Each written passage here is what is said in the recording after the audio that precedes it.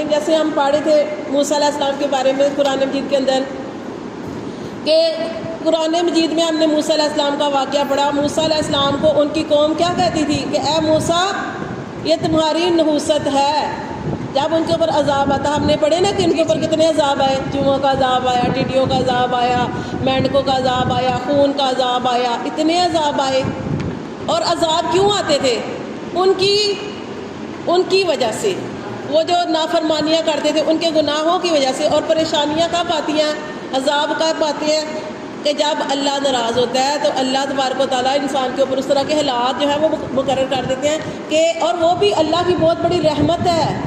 جب ہمارے اوپر کوئی پریشانی کے حالات آ جاتے ہیں، جب ہمارے گناہ بہت بڑھ جاتے ہیں، جب اللہ تعالیٰ ہمیں تکلیف میں مبتلا کر دیتے ہیں، تو اس وقت تکلیف میں مبتلا ہو کے اللہ کی طرف رجوع کرنا، یہ بھی اللہ کا بہت بڑا ہمارے اوپر کرم ہے.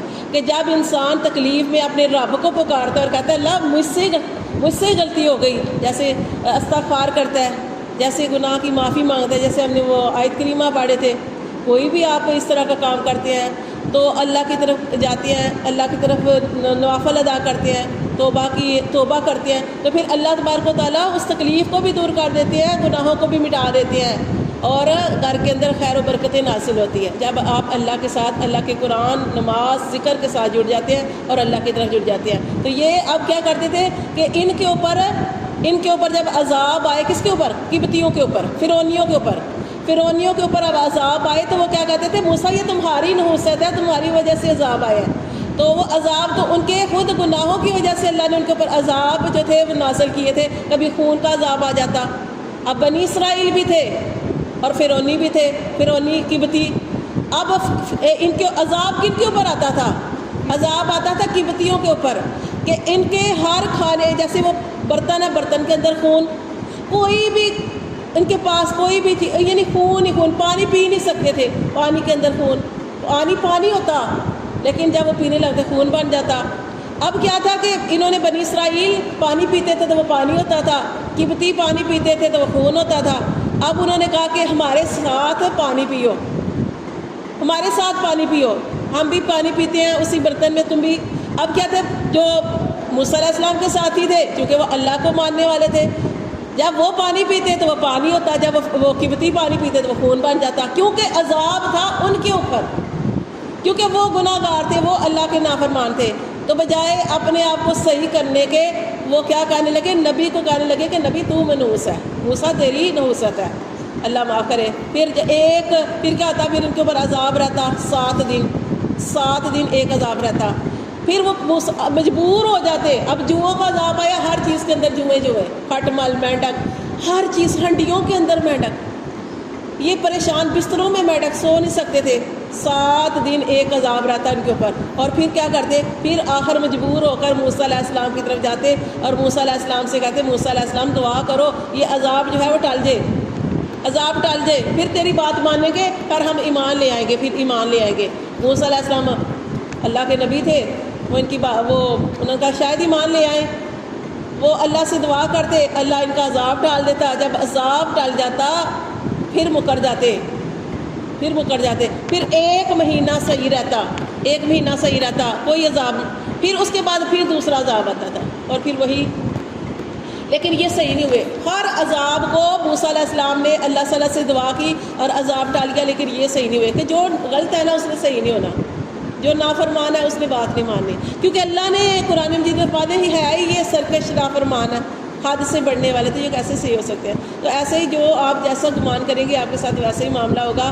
کہ جو بھی اب بھی اگر آپ کسی عورت کو منحوس سمجھیں گے کہ یہ عورت مجھے صبح مل گئی ہے، یہ کالی زبان والی ہے، جو بولتی ہے وہ ہو جاتا ہے، اور یہ ایسی عورت ہے کہ میں اب کام کے لیے نکلی ہوں، اب مجھے مل گئی ہے، میرا کام ہی نہیں ہونا. کوئی بھی اگر آپ ایسا گمان بنا لیں گے تو یقین کریں آپ کے ساتھ وہی معاملہ ہوگا، آپ کا کام نہیں ہوگا. لیکن جب آپ جو ہے وہ کہیں گے کہ نہیں اس کی کیا ہے، سر کرنے والا تو اللہ ہے، ہر چیز اللہ کے حکم سے ہوتی ہے، کسی کی کیا طاقت ہے، لا حول ولا قوت الا باللہ، اللہ کرنے والا سارا کام. تو پھر وہ کام جو ہے وہ آپ کا ہو جائے گا. کوئی نحوست نہیں، کوئی کچھ نہیں، بلی کے اندر کیا منحوست ہے؟ وہ ہم نے وہ یہ بھی نا کیا کرتے تھے، وہ اس طرح الو کی آواز، حدیث میں آتا ہے کہ الو کی آواز، جب الو بولتا تھا کہتے تھے کہ الو بول پڑا، یہ بھی منحوس ہے، کوئی ہمارے اوپر کوئی پریشانی آنے والی ہے، الو کی آواز کو منحوس سمجھتے تھے۔ تو یہ ساری چیزیں خود ساختہ ہیں، خود بنائی ہوئی ہیں، اس میں کوئی حقیقت جو ہے وہ نہیں ہے، ٹھیک ہے۔ اور اسی طرح نبی صلی اللہ علیہ وسلم نے فرمایا کہ کوئی بیماری جو ہوتی ہے وہ ایک دوسرے سے نہیں لگتی، ٹھیک ہے۔ اور ہاں احتیاط ضرور کرنی چاہیے۔ جیسے ایک اونٹ تھا نا، ایک شخص تھا، وہ نبی صلی اللہ علیہ وسلم کے پاس آیا، اس نے کہا اللہ کے رسول ہمارے ایک اونٹ کو خارش لگی ہوئی ہے، اور اس کو اگر ہم اپنے اونٹوں میں باندھتے ہیں تو اس کو دوسرے اونٹوں کو بھی خارش لگ جاتی ہے۔ تو آپ نے فرمایا کہ اس اونٹ کو علیحدہ باندھو، جیسے ہم کہتے ہیں نا فلاں سے ہمیں بیماری لگ گئی ہے، آپ نے فرمایا اس اونٹ کو علیحدہ باندھو، لیکن مجھے ایک بات بتاؤ، اس اونٹ کو جو خارش لگی ہے کہاں سے لگی ہے؟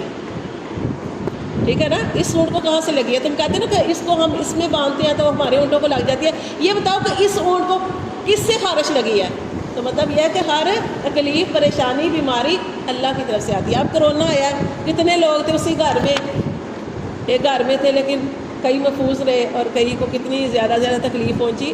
تو ہر چیز اللہ تعالیٰ کے حکم سے ہوتی ہے، یہ کوئی ایسی بات نہیں ہے۔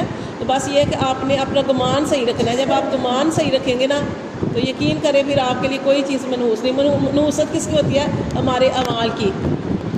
جب ہم کوئی غلط کام کرتے ہیں تو اس کی وجہ سے ہمارے اوپر جو ہے پریشانی آ جاتی ہے، اور وہ بھی پریشانی میں اللہ کی طرف رجوع کرے سب سے بہتر ہے۔ اور کئی ایسے لوگ ہوتے ہیں جو پریشانی میں بھی وہ اللہ کی طرف رجوع نہیں کرتے، وہ اللہ سے دور چلے جاتے ہیں، اور وہ نشکرے لوگ ہوتے ہیں، پھر ان کو ہدایت کی توفیق نہیں ملتی۔ تو آپ نے جیسا گمان کرنا ہے آپ کے ساتھ